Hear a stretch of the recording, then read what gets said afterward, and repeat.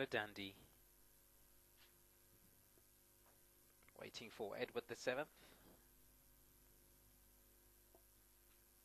Bush Pilot goes in. Edward the 7th to complete the lineup. And away they go from that 1200 meter marker. Twilight Trip didn't get the best of starts, but quick into stride was What a Dandy down on the grandstand side. Carried along Edward the 7th with it. Down the centre is Bush Pilot. Dropping in behind that then was Twilight Trip. Further back then to the yellow cap of Detonation. So they come up now to the 800 meter marker, and in front is Bush Pilots by half a length. In second position is Twilight Trip. Towards the grandstand side, Edward the 7th is making good work.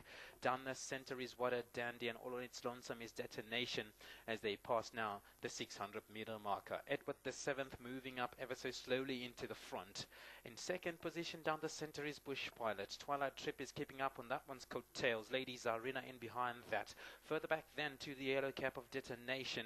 And What a Dandy as they make their way now towards the 300 meter marker. It's a line of horses in with a chance again. Down the center, Edward the 7th. In behind that then was Bush Pilot. Coming up strongly is Twilight Trip on the inside of runners. These three now going towards the line. Twilight Trip, Bush Pilot, Edward the 7th.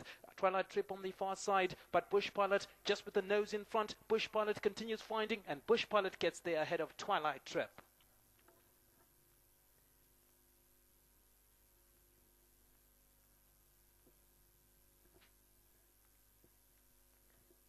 It was getting very close towards the end there, but horse number 1, Bush Pilot, with Calvin Haybib, knuckles down and fends off. On the far side of runners, Twilight Trip there, who has come in on very strongly. Bush Pilot will get into the winner's box. Second will go to Twilight Trip, who's on that one's inside.